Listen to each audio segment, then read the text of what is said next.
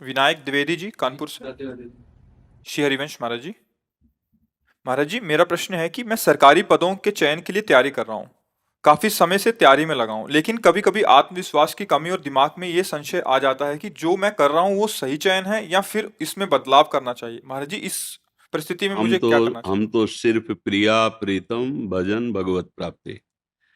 ना हमको अभी सरकारी नौकरी की है, ना हम करने का कोई लक्ष्य है, ना हम उसके विषय के ज्ञाता है।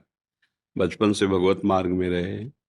तो वैसे हमने तो एक बोर्ड में लिखवा रखा है कि आप हमसे प्रश्न केवल परमार्थ का, अध्यात्म का, भगवत मार्ग का करें। पर उसमें भी जब कोई गृहस्थी में अपनी समस्या का समाधान, उसे हम भागवती की, तो हम इतना जरूर कहते हैं, उत्साह संपन्न मदीर्घ सूत्रम क्रिया विधिज्ञम विष्णे सुसक्तम सूरम कृतज्ञम दृढ़ सौहृदय से लक्ष्मी स्वयं याति निवास है। तो जगत की उन्नति के लिए कह रहे हैं ये श्लोक। जगत जागतिक ईश्वरी की प्राप्ति की, चाहे नौकरी हो, चाहे व्यापार हो, चाहे किसानी हो, चाहे किसी भी का उत्साह संपन्न, कभी अपना उत्साह टूटने नहीं देना चाहिए। वो तभी नहीं टूटेगा जब भगवान का आश्रय होगा। कर तुम अकर तुम अन्यथा कर तुम सर्व समर्थ मेरे भगवान है। आज मैं यहां हारा हूं तो कल जीत जाऊंगा।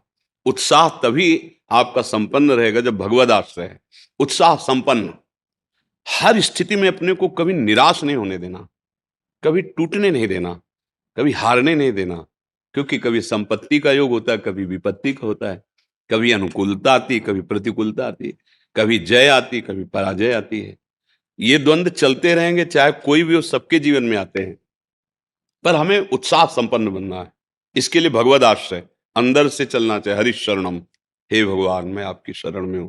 तभी आप इस लोक में उन्नति प्राप्त कर सकते हैं, उत्साह संपन्न हो सकते हैं। नहीं तो उत्साह विजय में दिखाई देती है, अनुकूलता में दिखाई देती है, हार में कहाँ उत्साह दिखाई, सब निराश हो जाते हैं।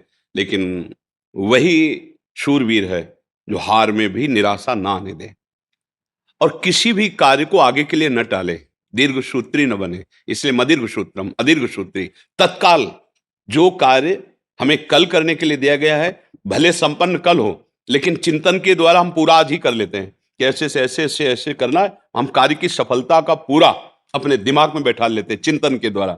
जैसे उत्तम रसोईया वही है जो बनाने के पहले दिमाग में बना ले। उत्तम कार्यकर्ता वही है जो कुछ भी कार्य करने के पहले दिमाग में पूरा उसका निश्चय कर ले।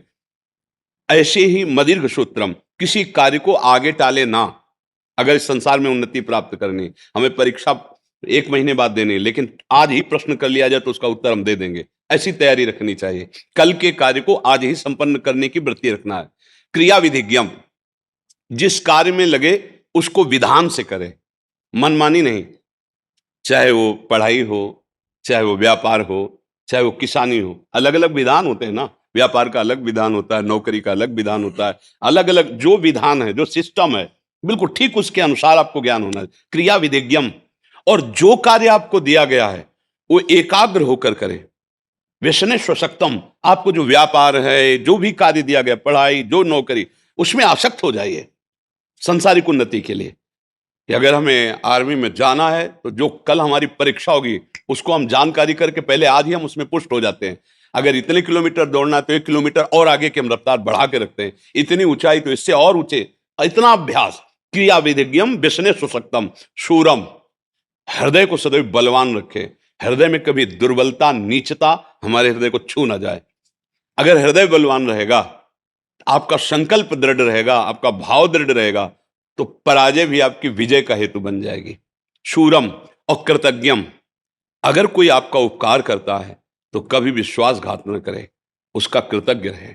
अगर एक बार भी उसने कोई हमें धर्म की शिक्षा दी, हमारे को बचाया, हमारे को वो सत्य मार्ग पर, तो हम सदैव कृतज्ञ रहें। हम ऐसा विश्वासघाती स्वभाव हमारा ना हो।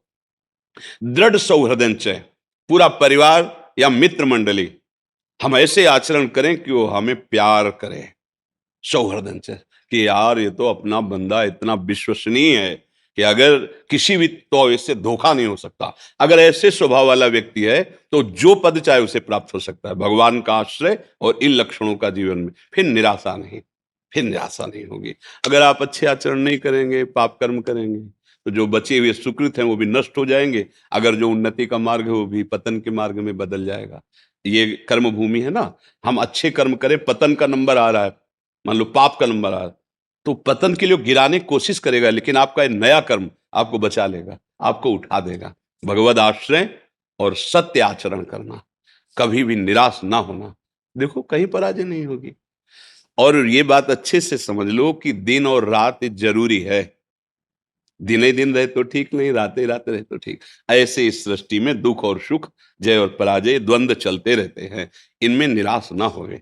कभी ऐसी भी परिस्थिति आ सकती है कि दुखद ही दुखद वातावरण, फिर भी धैर्य रखे। वो धैर्य वही रख सकता है जो भगवान का आश्रय ले, नाम जप करता है, भगवद आश्रित। इसीलिए कहते चाहे विद्यार्थी हो, चाहे व्यापार हो, करो कुछ भी करो, भगवान का आश्रय ले लो और नाम जप करो, तो तुम्हें बहुत सपोर्ट मिल जाएगा, तुम टूटोगे नहीं। जैसे किसान की खेती नष्ट हो गई, उसने आत्महत्या कर दी, विद्यार्थी फेल हो गया, वो आत्महत्या के लिए तैयार। छोटी छोटी बातों में लोग अपने जीवन को नष्ट कर रहे, क्यों? भरोसा अविनाशी का नहीं है, प्रभु का नहीं है, बुद्धि में अध्यात्म का ज्ञान नहीं है। इसलिए पार्थिव भोगों के नाश होने पर, जिनका नाश होना सत्य है, वो नष्ट होंगे ही, उसमें हम अपने को नष्ट कर देते हैं।